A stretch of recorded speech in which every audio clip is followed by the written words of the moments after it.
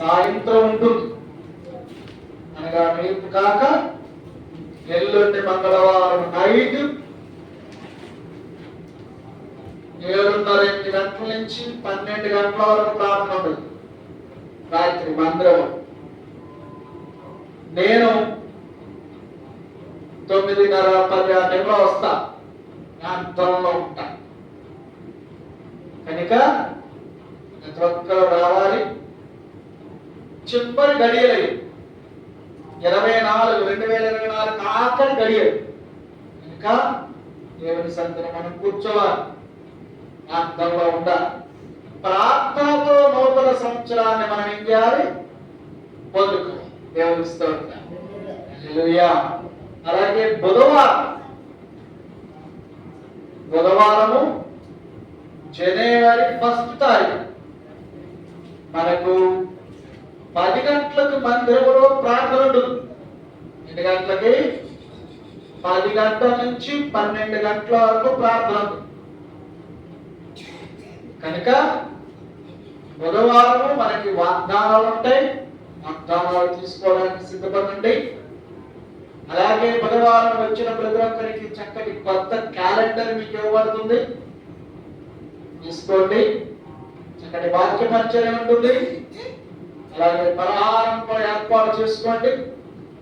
బుధవారము ప్రతి ఒక్కరు కూడా సిద్ధపాటు కలిగి కుటుంబాలతో సహా ఫస్ట్ డే, జనవరి 1 డే ప్రార్థనలో ఉండడానికి సిద్ధపడదాం. ఈ విషయాలు గమనించాలి. మరలా తిరిగి మనకి ఎప్పుడు ప్రార్థన ఉంటుంది? శుక్రవారం ప్రార్థన ఉంటుంది. తెలుసు కదా? ఎంతమంది తెలుసు? శుక్రవారము దేవుని స్తోత్రం. శుక్రవారం సాయంత్రము 7 గంటలకు మనకు ప్రార్థన ఉంటుంది. పాస్టర్ గారు వస్తున్నారా? పాస్టర్ గారు వస్తున్నారు మాట్లాడడానికి. నేను అనట్లేదు అనుకుంటాను.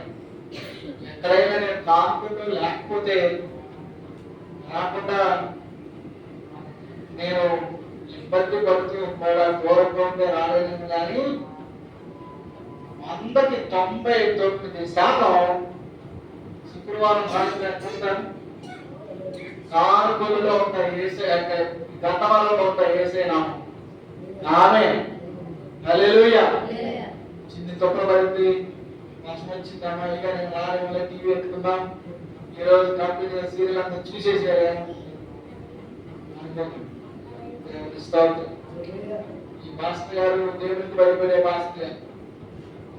ఎవరికి భయపడే పాస్టర్ గారు? దేవునికి భయపడే పాస్టర్. మనకి ఎంత ఉన్నా సరే, ఎవరు లేకపోతే 0, దేవుడు లేకపోతే 0. కనుక నేను తెలియజేస్తున్నా, ఏమన్నా ఎన్నున్నా ఎలాంటి పరిస్థితులు ఉన్నా మనకు కావాల్సింది దేవునికి స్తోత్రం. ఆయన లేకపోతే ఏది లేదు. మన శరీరానికి ప్రాణం ఎంత అవసరమో అంతే కదా. దాంట్లోనే కదా ఇంట్లోంచి బయటకు బయటకు ఇంటారు. మన శరీరంలో ప్రాణం మనకి ఎంత అవసరమో మనకి దేవుడు కూడా అంతే అవసరం. కనుక ఈ విషయాన్ని గమనించి మంగళవారం, బుధవారం, తర్వాత ఏ వారం?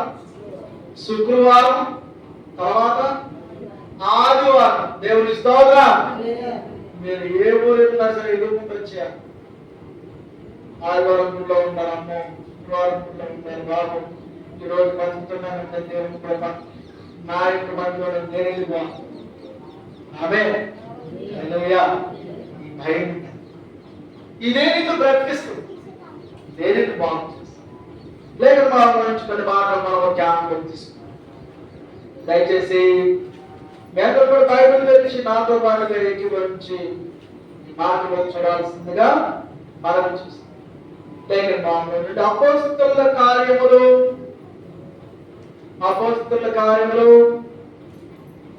21వ అధ్యాయం. అపోస్తలుల కార్యములు 21వ అధ్యాయము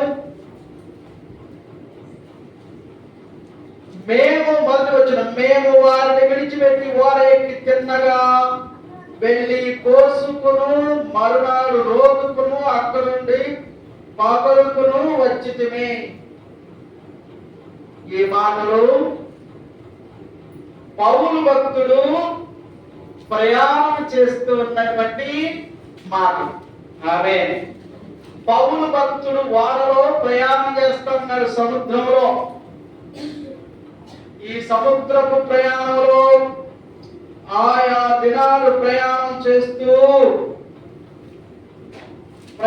చేస్తూ దేవుని సువార్త ప్రకటిస్తూ వెళ్ళుచున్నటువంటి ఆ యొక్క దినాలలో వ్రాయబడినటువంటి అధ్యాయాలు పౌలు అలా ప్రయాణాలు చేస్తూ అనేక ప్రాంతాలు సువార్త ప్రకటిస్తూ వెళుతున్నారు. ఇలాగ సువార్త ప్రకటిస్తూ పౌలు వెళుతూ ఉన్నటువంటి సందర్భాలలో జరిగినటువంటి విషయాలు ఏమిటి అంటే, ఎన్నో మార్లు పౌలు ఓడల్లో ప్రయాణిస్తున్నప్పుడు వచ్చినటువంటి ఆ తుఫాను అలజడులకు, భయంకరమైనటువంటి అలల దెబ్బలకు ఎన్నో మార్లు ఓడ బద్దలైపోవడం, అనేక మార్లు ఆ భయంకరమైన తుఫానులో చిక్కుకుపోవడం జరిగింది. అలాంటి బహు దుఃఖమైనటువంటి పరిస్థితుల గుండా ప్రయాణం చేస్తూ కూడా స్వార్థ ప్రకటించడాన్ని మాత్రము పౌలు విడిచిపెట్టాడు. స్వార్థ ప్రకటించడమే తనకు ప్రాణ ఆధారముగా ఎంచుకున్నాడు. కనుకనే పౌలు భక్తుడు అంటాడు, సువార్త ప్రకటించడమే నా పని, ఆ పనిలోనే నేను బ్రతుకుతా. నేను బ్రతుకడమే క్రీస్తు కొరకు, బ్రతుకుట క్రీస్తే. ఒకవేళ నేను సువార్త ప్రకటించలేదా నేను బ్రతుకుంటే ప్రయోజనం ఏమిటి? నేను చనిపోవడమే మంచిది. చావైతే నేను పరలోకం వెళ్ళిపోతాను, నాకు లాభం. బ్రతుకుంటే దేవునికి లాభం, చచ్చిపోతే నాకు లాభం అంటాడు. దేవుని స్తోత్రం. హల్లెలూయా. అంటే బ్రతుకున్నంత వరకు నేను ఎవరికి లాభకరంగా బ్రతుకుతా? దేవునికి లాభకరంగా బ్రతుకుతా, సువార్త ప్రకటిస్తా, విలువైన దేవుని పని చేస్తా అని చెప్పి అనేక ప్రాంతాలు ప్రయాణిస్తూ ఎన్నో ద్వీపాలు, ద్వీపకల్పాలు స్వార్థతో వ్యాపింప చేస్తూ నింపుతూ వెళుతున్నటువంటి ప్రయాణాలు పౌలు భక్తులు చేశారు. అలా చేస్తూ దేవుని స్వార్థ ప్రకటిస్తున్నారని తనకు వ్యతిరేకస్తులైనటువంటి వారు తనని నాశనం చేయాలి అనేటటువంటి ఆలోచన కలిగిన వారు అనేకులు పౌలును బంధించాలని, పౌలును చంపాలని చూశారు. యేసుక్రీస్తు వార్త తన చేత ప్రకటించబడుచు అనేకమైనటువంటి ద్వీపాలలో, ఆయా దేశాలలో వ్యాప్తి చెందుతుందని, దాన్ని అరికట్టాలనేటటువంటి ఉద్దేశంతో పౌలును చంపచూశాడు. ఒక భక్తుడు ప్రవక్త వచ్చి పౌలు నిమిత్తమై ప్రవచనాన్ని ప్రవచిస్తాడు. ఆ ప్రవచనం ఇక్కడ రాయబడింది 21వ అధ్యాయం. 21వ అధ్యాయంలో చదువుదాము.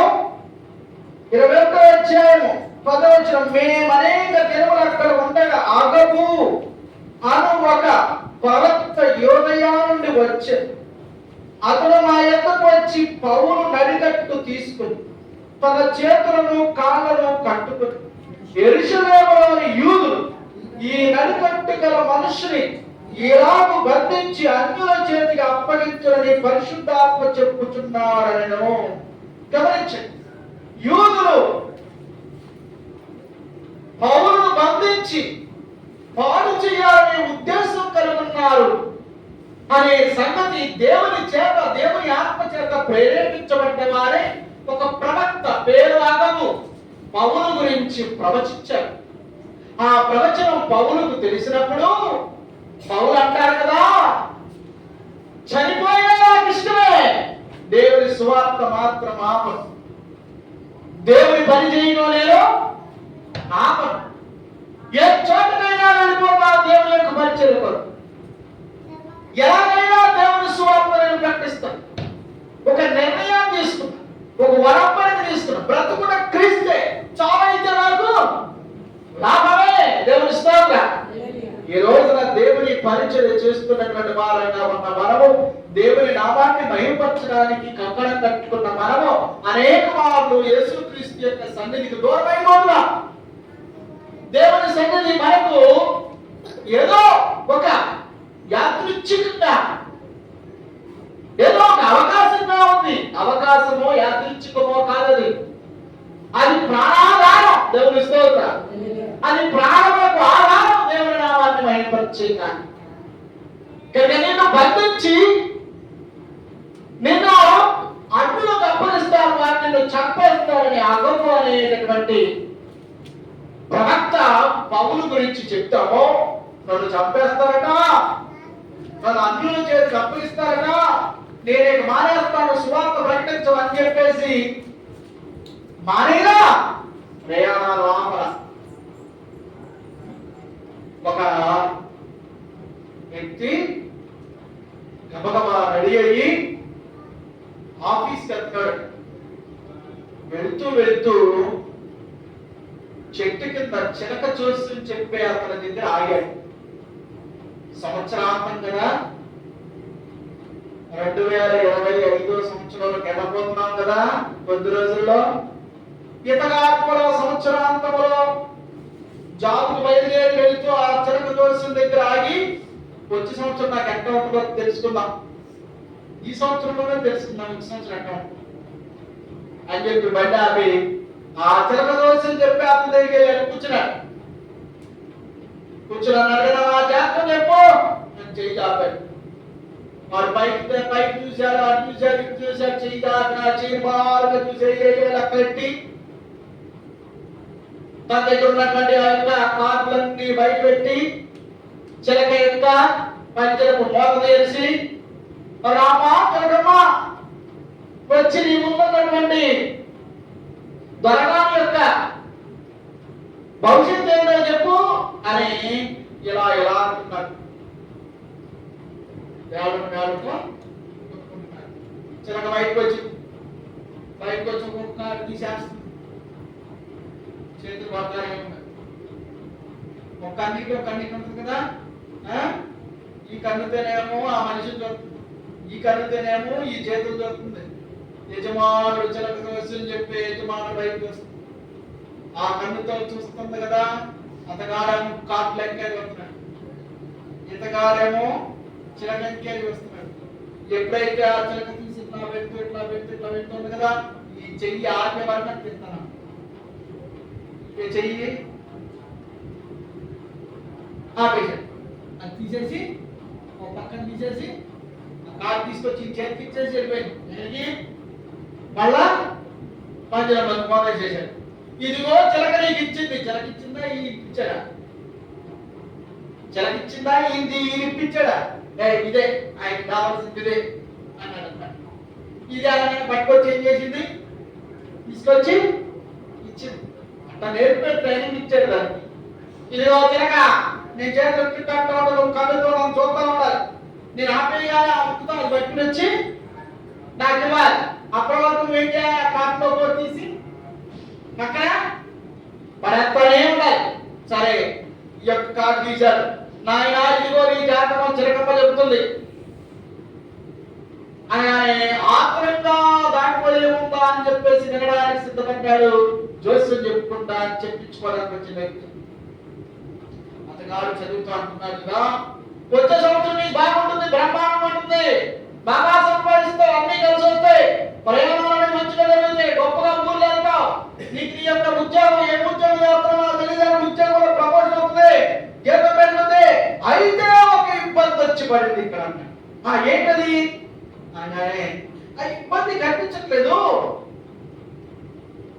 అయ్యో ఇబ్బంది చెప్పు అంటే సరిగా కళ్ళకు కనిపించదు. కళ్ళగోలు పెట్టుకో. కళ్ళగోలు ఈ కళ్ళగోలు బాగా ఉంది నాకు కనిపించింది అంటే చెప్తా 150 ఎంత ఖర్చు 100 రూపాయలు ఖర్చు. సరే 100 రూపాయలు కదా 200 తీసుకో. 200 ఇచ్చాడు. చదువుతున్నాడు. ఇప్పుడు కాళ్ళకు తేడాగా కనిపిస్తుంది. ఏంటి 200 ఇస్తే కాలం చదువుతున్నాడా మేడం? ఇదిగో అయ్యా వచ్చే సంవత్సరం బ్రహ్మాండం ఉంటుంది, బాగుంటుంది. చాలా మంది ఇలాగే రాసులు కట్టుకుంటారు కదా. మధ్య షాప్ పెద్ద అంటున్నాడు పంచాంగం క్యాలెండర్ అంటున్నాడు. ఇప్పుడు పంచాంగం వచ్చే సంవత్సరం కదా, వచ్చే సంవత్సరం ముందే తెలిసి వాళ్ళు ఇచ్చే ఆత్మ పొందబడి ఎట్లా ఉంటుందో వచ్చే సంవత్సరం ఇతగాడు ఏం చెప్తున్నాడు శ్రద్ధగా వింటూ ఉన్నాడు. నీకు ఒక భయంకరమైన ఇబ్బంది కలగబోతుంది. ఏమిటా ఇబ్బంది? నీకు 2025వ సంవత్సరంలో జనవరి నెలలో కొమ్ము గండం ఉంది. ఏ గండం? కొమ్ము గండం. కొమ్ముతో ఏమైపోతావు? చచ్చిపోతావు. కొమ్ములు ఉన్నటువంటి జంతువులతో జాగ్రత్తగా ఆ కొమ్ములు నేను పొడిచేస్తే ఏమైపోతావు? చచ్చిపోతావు. అనగానే అమ్మో అయితే జనవరి నెల అనుకోవాలని బయటికి వెళ్ళబడి అనుకున్న మనసులో అంతే. బాగా బండి ఎక్కేశారు, డ్యూటీకి వెళ్ళారు. ఈ 2 రోజులు డ్యూటీ బాగా చేసుకున్నాడు. జనవరి 1కి ఇంట్లో కూర్చున్నాడు. 2వ తారీఖు వెళ్తా బయటికి వెళ్తా, 3వ తారీఖు 4వ తారీఖు 5వ తారీఖు బయటికి వెళ్తా. ఏమిటంటే చెప్పట్లా భారీ. సరే ఏంటి జాబ్ వెళ్ళాలంటే చెప్పట్లా. బయటకు వెళ్తే ఏ గేదో ఏ బర్రో లేకపోతే ఏ ఆవో ఎద్దో పొడి చేస్తున్నాడో అమ్మో పొమ్మగా ఉందని మనసులో బెంబేలెత్తిపోతున్నాడు. అలా ఇంట్లోనే కూర్చున్నాడు. పక్కన ఒక మేక మోసుకున్నాడు. అందరికి మాంసం పెట్టాడు. ఈ ఇంటావరంటే మా ఆయనకి తలకాయ మాంసం అంటే ఇష్టం. ఏమో తలకాయ మాంసం అంటే ఇష్టం, మాకు తలకాయ ఇబ్బంది అని. సరే తలకాయ తీసుకొచ్చి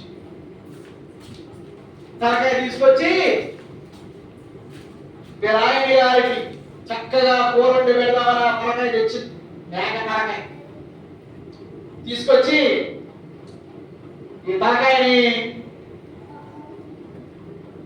ఆ యొక్క ప్రక్కన ఉన్నటువంటి కిచెన్ లో మేకు తగిలించింది. క్యారీ బ్యాగ్ తో మేకు తగిలించింది. ఏమా పని ఈ పని చేసుకుంటాం. ఈ అయ్యగారు ఇంట్లోకి వచ్చారు, కిచెన్ లోకి వచ్చారు. కొంచెం మంచిగా తాగుతూ ఏమిటా ఈ తలకాయ అని, ఏమిటా ఈ క్యారీ బ్యాగ్ అని దాన్ని తీసుకున్నాడు. ఆ క్యారీ బ్యాగ్ తీసుకుని ఇంట్లోకి వెళ్ళాడు. ఇంటిని తీసుకొచ్చి బయట తగిలించింది అని చెప్పి తీసుకుని ఇంట్లోకి వెళ్ళాడు. ఇంట్లోకి వెళ్ళి దాన్ని అలా తీసుకెళ్ళాడు కదా. మేక కొమ్మలు ఉన్నాయి. అమ్మో కొమ్మలు అని ఇసిరాడు పైకి. అమ్మో కొమ్మలు అన్నాడు. అట్లా అక్కడ కడితే ఆ తలకాయ పైకి వచ్చి ఎక్కడ కూర్చో ఎక్కడ అమ్మో కొమ్ముకు తగిలింది, పడుస్తుంది కేకలే చేస్తాడు. పరిగెత్తుకుంటా ఆలోచించి ఏమైంది, ఇది ఎందుకు వచ్చింది ఇక్కడికి? అది కిచెన్ లో కదా, దాన్ని కాల్చి సెట్ చేసి బాగు చేస్తామని చెప్పేసరికి అక్కడైతే ఇక్కడ తెచ్చేయండి. అమ్మో కొమ్ము నన్ను కొమ్ము పొడిచేసిందా? కొమ్ముతో ఈయన పొడిపించుకున్నాడు. ఈయన పొడుచుకున్నాడు. తలకాయ ఈయన ఎక్కడేసి ఈయన ఏం చేస్తున్నాడు? ఎందుకు వచ్చింది ఇంత భయం, ఆందోళన ఎంతమందికి? నీకు ఏదో గంట ఉంది, నీకు నీతి గంట ఉంది. ఇదిగో నీకు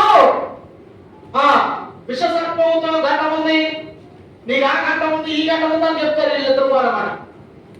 నీకు గోపాల పట్టే గంట ఉందా? నేను కళ్ళు మూసుకున్నావు, కళ్ళు తెరిచి చూస్తూ ఉంటుంది. ఏ దెయ్యం పోతు వచ్చినా గమనించండి. దేవుని బిడ్డలు దేనికి భయపడిన అవసరం లేదు. దేవుని స్తోత్రం. హల్లెలూయా. లేఖనము 23వ కీర్తనలో మనం చదువుతాం. గాఢాంధకారపు లోయలో నేను సంచరించను, ఏ అపాయానికి నేను భయపడి, నీ దుడ్డు కలయు నీ దండము నన్ను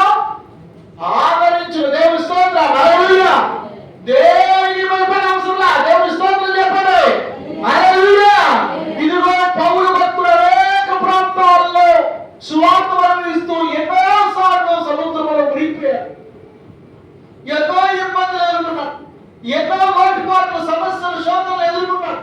భయంకరమైనటువంటి రోగాలకు గురైపోయారు, వ్యాధులకు గురైపోయారు, ఆహారం లేక అలమటించారు, ఎన్నో రాత్రులు నిద్రలేని పరిస్థితులు. ఇవన్నీ ఎవరి కొరకు? ప్రభువైన యేసుక్రీస్తు వారి యొక్క పరిచయం ప్రకటించడానికి. దేవుడు స్తోత్రం. ఇన్ని శోధనలు, సమస్యలు ఎదుర్కొన్నప్పటికీ కూడా తను అంటున్నాడు, బ్రతుకున క్రీస్తే, చావైతే నాకు లాభమే. ఎవరి నిమిత్తమై? యేసుక్రీస్తు వారు.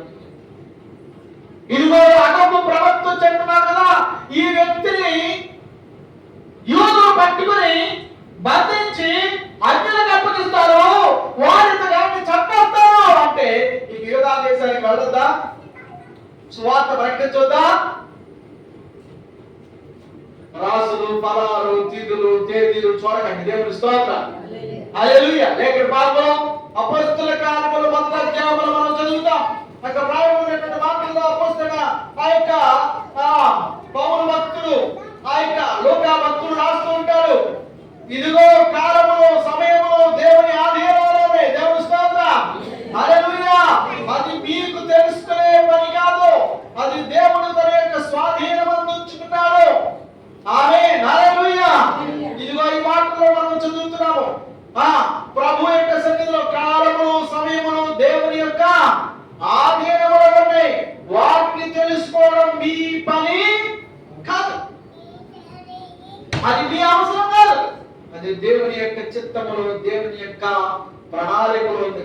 నీవు దేవుని యొక్క సన్నిధిలో, దేవుని యొక్క రాజ్యమందు ఉండాలి. ఆమేన్. ఆలోచించండి. కాబట్టి వారు కూలి వచ్చినప్పుడు, ప్రభువా ఈ కాలమందు ఇశ్రాయేలుకు రాజ్యమును మరలా అనుగ్రహించదవా అని ప్రభువైన యేసుక్రీస్తు వారిని అడుగుగా, కాలములను, సమయములను తండ్రి తన స్వాధీనమందు ఉంచుకున్నాడు. నీ సమయం, నీ కాలం ఎవరి చేతిలో ఉంది? దేవుని చేతిలో. దాన్ని తప్పించుకోవడం అసాధ్యం. కనుక నీకున్నటువంటి కాలాన్ని నువ్వు ఎప్పుడు ఎవరి దగ్గర గడపాలి? ఎక్కువగా దేవుని సన్నిధిలో గడపాలి. దేవుని స్తోత్రం. హల్లెలూయా. ఇదిగో నాకున్నటువంటి కాలం అంతా కూడా దేవుని నామాన్ని బయటపరచాలని నేను గడిపేస్తా. ఎలాంటి పరిస్థితులైనా సరే దేవుని సన్నిధి నేను దూరము కాదు. ఒక దినము దేవుని సన్నిధిలో గడిపితే 1000 దినముల కంటే శ్రేష్ఠ మనం చెప్తాం. కానీ దేవుని సన్నిధిలో ఉండడానికి ఆత్మత, పరుగులు, ఉరుకులు ఉండవు. నువ్వు ప్రభు యొక్క సన్నిధిలో ఉండడానికి ఎంత ఆత్మపడతావో, త్వరపడతావో, ఉరుకుతావో, దేవుని కార్యాలు కూడా అలాగే నీ అంత ఉరుకుంటూ వచ్చేస్తాయి. దేవుని స్తోత్రం చెప్పండి. హల్లెలూయా. నేను సంవత్సరాల నుంచి ప్రార్థనలో ఉంటున్నాను అంటున్నావు, ఏదో పట్టాభక్తి, ఏదో చెయ్యాలి కదా, ఏదో వెళ్ళాలి కదా, ఏదో ఉండాలి కదా అనే భావన కాదు. ఇదిగో ఈ యొక్క ఆఖరి వారము దేవుడు మనము తెలుసుకోవాల్సింది, నా కాలము దేవుని యొక్క చేతిలో, దేవుని ఆధీనం. ఆయన కృపలో నేను బ్రతకాలి, ఆయన సన్నిధిలో నేను బ్రతకాలి. ఏదో అయిపోద్ది, ఏదో జరిగిపోద్ది, ఏదో నాకు నా మీద వచ్చేస్తానే భావన తెచ్చుకోకండి. ప్రతిదీ కూడా దేవుని ఆధీనంలో ఉంది. ఆమేన్. హల్లెలూయా. దేవుని బాబులో మనం చదువుతాము. ఆ మాటలు చూడండి. ఆ యొక్క అపొస్తలుల కార్యములు 3వ అధ్యాయము 21వ వచనం చూడండి. అపొస్తలుల కార్యములు 3వ అధ్యాయం 21వ వచనం. అన్నిటికీ కుదురుబాటు కాలం వచ్చినని దేవుడు ఆది నుండి తన పరిశుద్ధ ప్రవక్తల నోట. ఎంతమంది చూస్తారు? 21వ వచనం 3వ అధ్యాయం అపొస్తలుల కార్యములు 3వ అధ్యాయం 21వ వచనము చదవండి. మరలా, అన్నిటికీ కుదురుబాటు కాలములు వచ్చినని దేవుడు ఆదిలోనే తన పరిశుద్ధ ప్రవక్తల నోట. నీకు మంచి రోజులు వస్తాయని దేవుడు పలికించాడండి. దేవుని స్తోత్రం. పరిశుద్ధ ప్రవక్తల నోట ఆయన పలికిస్తున్నాడు. నీవు నమ్మితే గొప్ప కార్యాలు, అద్భుత ఆశ్చర్య కార్యాలు మన బ్రతుకులో దేవునికి ఇంపార్టెన్స్, దేవుని సన్నిధికి ప్రాముఖ్యత. మనం ఏ స్థితిలో ఉన్నాము, ఎలాంటి పరిస్థితుల్లో ఉన్నాము, దేవుని యొక్క కార్యాల కంటే ఎక్కువైనవి మన యొక్క స్థితిగతులు. దేవుని స్తోత్రం. మన బ్రతుకులో కలిగి అన్ని కూడా ప్రభు ఇచ్చినవే. ఆమేన్. నేనేమై ఉన్నానో నీ దయ వలనేనయ్యా, నేనేమై ఉన్నానో నీ దయ వలనేనయ్యా, నా నాకున్నవన్నీయు నీవిచ్చినవేనయ్యా, నాకున్నవన్నీయు నీవిచ్చినవేనయ్యా. నేనేమైనా ప్రభువా నిన్ను స్తుతిస్తాను, నాకేమున్నా ప్రభువా నిన్ను స్తుతిస్తాను. నేనేమైనా ప్రభువా నిన్ను స్తుతిస్తాను, నాకేమున్నా ప్రభువా స్వీకరిస్తాను.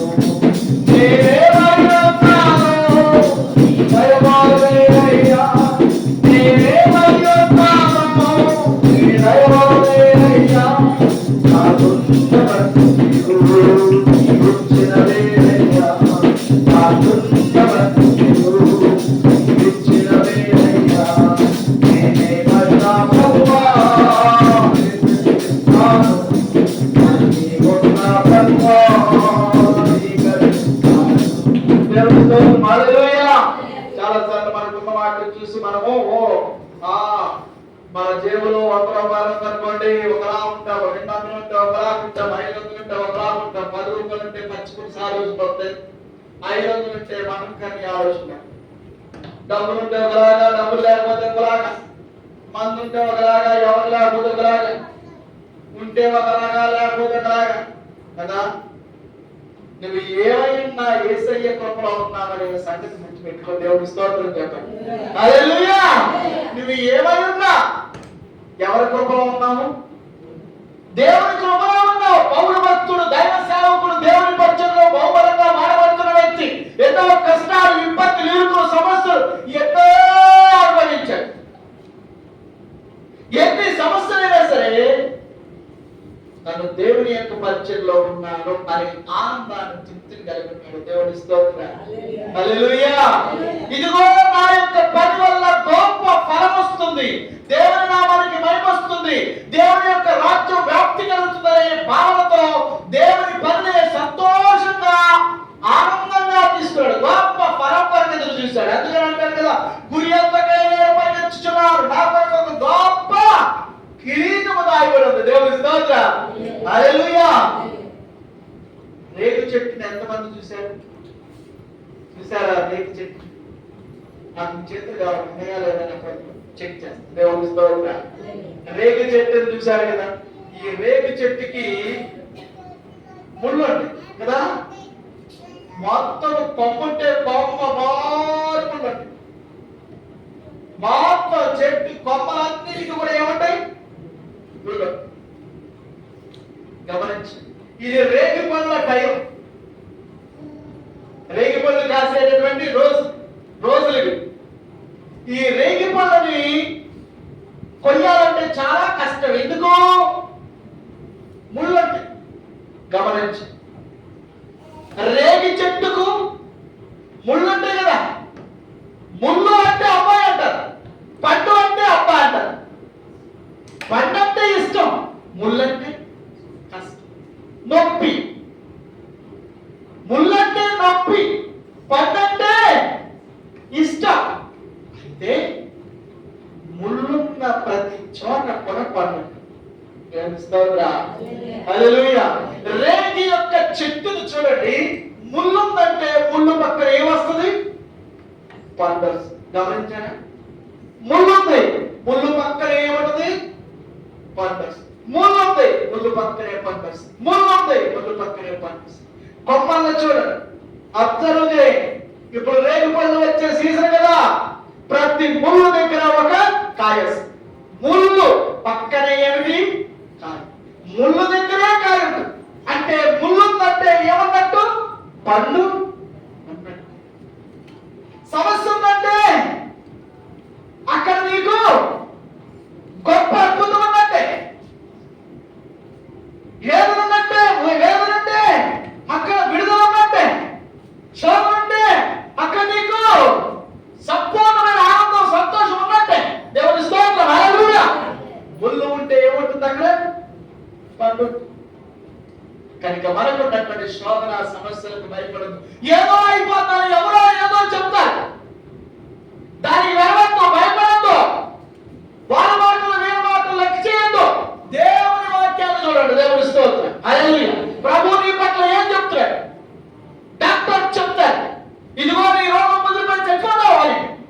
నీవు డాక్టర్స్ మాట కాదు, దేవుని మాటకి తీసుకో. ప్రభా నేను చనిపోతానంట, డాక్టర్ చెప్పారు, ప్రభా నువ్వు బతుకుతావంట. దేవుని స్తోత్రం, హల్లెలూయా కదా.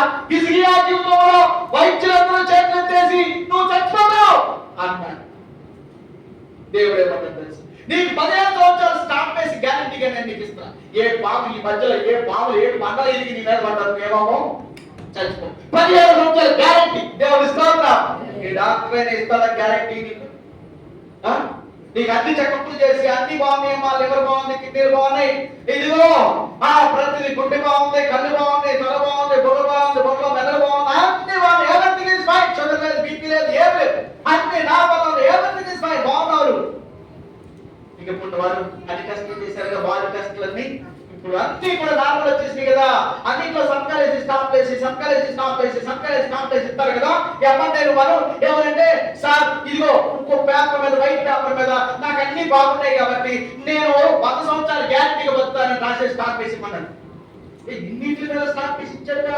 చిన్న మ్యాటర్, నీకు అన్ని బాగున్నాయి కాబట్టి 100 సంవత్సరాలు బతుకుతామని రాసి స్టాప్ వేసి ఇమ్మంటే ఇస్తారా? ఇదిగో వీటన్నిటికి డబ్బులు కట్టావు, దానికి కూడా కట్టు, 10,000 ఇస్తాడా? నువ్వు 10,000 కాదు, ఎన్ని ఇచ్చినా ఎవరు ఎందుకు? నీ బతుకు మీద తను గ్యారంటీగా చెప్పలేదు. తన బతుకు మీదే గ్యారంటీ చెప్పలేదు. ఇదిగో సామాన్యమైనటువంటి చిలక తన యొక్క బతుకు మీదే తనకు ఆశలేదు, తన యొక్క జాతకమే తనకు తెలియక వీడికి దిక్కింది. ఇదేం చెప్పుంది నీ జాతకం కదా. దేనికి భయపడదు, అన్నిటికీ కుదురుబాటు కాలములు వచ్చునని దేవుడు తన ప్రవక్తల నోట అనాది కాలంలోనే పలికించాడు. లేఖన భాగంలో 8వ అధ్యాయము మనం చదువుతాం. రోమేయులకు రాసిన పత్రిక 8వ అధ్యాయం 8వ వచనంలో మనం చూస్తాం కదా. దేవుని ప్రేమించు వారికి అనగా తన సంకల్పం చొప్పున జరిగించు వారికి మేలు కలుగుటకై సమస్తమును సమకూరి జరుగుచున్నదని ఎరుగుదుము. దేవుని స్తోత్రం, హల్లెలూయా. నీవు దేవుని ప్రేమిస్తామంటే, దేవుని కార్యాలను ప్రేమిస్తూ ఉంటే, దేవుని పనిని ప్రేమిస్తూ ఉంటే, ఆయన పరిచర్యను ప్రేమిస్తూ ఉంటే ఎలాంటి పరిస్థితులైనా భయపడవలసిన. దేవుని స్తోత్రం చెప్పండి, హల్లెలూయా. అయ్యో నా యొక్క పని పోయిందే, నా యొక్క కుటుంబం సరిగా లేదే, నేను ఎంతో బతకాలి, నేను ఎలా జీవించాలి, ఏం భయపడవలసిన. దేవుని స్తోత్రం, హల్లెలూయా. చాలాసార్లు సాక్షి చెప్తూ అంటారు కదా, నాకేం భయం లేదండి, నాకు ప్రార్థన చేసే పాస్టర్ గారు నాకు అవసరమైతే ఆయన ఉపవాసం ఉంటాడు. ఎవరు నాకు ప్రార్థన చేసే సంఘం, ప్రార్థన చేసే దేవుని సేవకున్నారు, ఏం భయపడవసరం. మా గ్యారెంటీగా చెప్పగలుగుతావా? దేవుని స్తోత్రం, హల్లెలూయా, హల్లెలూయా. నాకేం భయపడవసరం. నేను దేవుని సేవకులు అంటారు కదా, పిల్లలు భయపడతారు, రేపు స్కూల్కి వెళ్ళాలి, ఏం బాక్స్లో ఏం పెట్టుకోవాలి అది భయపడతారు. హాయిగా నిద్రపోతారు. తెల్లారి 4 గంటలకు 5 గంటలకు నువ్వే లేచి అన్నం కూర వండి రెడీ చేస్తాం. వాళ్ళు సంపూర్ణంగా ఎవరి మీద ఆధారపడ్డారు? తల్లిదండ్రుల మీద ఆధారపడ్డారు. కాబట్టి రేపు పొద్దున్న నేను లెక్కన నాకు టిఫిన్ వచ్చేస్తుంది, బాక్స్ వచ్చేస్తుంది, నా బ్యాగ్ సరిచేస్తుంది, నాకు కావాల్సిన అన్ని వచ్చండి అనే ధీమా ఎవరి మీద భరోసా? తల్లిదండ్రుల మీద. కాబట్టి నిశ్చితంగా పడుకుంటారు. మరి నీ తండ్రి ఎవరు? నీ తండ్రి ఎవరు? నీ తల్లి ఎవరు? లేక బాబు ప్రభువారు నేర్పిన ప్రార్థన ఏమిటి? పరలోకమందున్న మా తండ్రి బలాత్వాడు మీద ఆధారపడాలి. దేవుని స్తోత్రం. నీవు ఆయన్ని ప్రేమిస్తే, దేవుని ప్రేమించు వారికి తన సంకల్పము చొప్పున తన ఇష్ట ప్రకారం జరిగించు వారికి అన్ని కూడా సమకూర్చబడి కాలాలు సమయాలు ఆయన చేతిలో దేనికి భయపడవలసిన. దేవుని స్తోత్రం. నిబ్బరంగా ఉండు, ధైర్యంగా ఉండు. గొప్ప కార్యాలు చేసే దేవుడు రానున్న సంవత్సరం అద్భుతాలు ఆశ్చర్య మహత్కార్యాలు జీవితంలో చేస్తారు. నువ్వు దేవునికి దగ్గరగా ఉండు, ప్రభునామాన్ని బయటపరచు. ఎలాంటి పరిస్థితులు వచ్చినప్పటికీ కూడా ఆ దేవుడు నాతో ఉన్నాడు. మా రాత కాలంలో నేను సంచరించడం దేనికి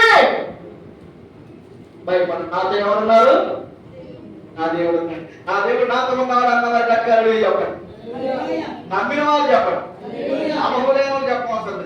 నా దేవుడు నాతో ఎల్లప్పుడూ ఉన్నారు, ఉంటారు, ఉన్నారు. దేవుని స్తోత్రం, హల్లెలూయా. దేనికి భయపడను, హల్లెలూయా. నిబ్బరంగా ఉంటారు, హల్లెలూయా.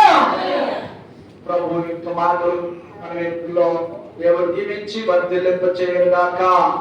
ఆమేన్. ప్రార్థన చేసుకుందాం. దయచేసి సమర్పణ ఉంచుదాం. ప్రార్థనలో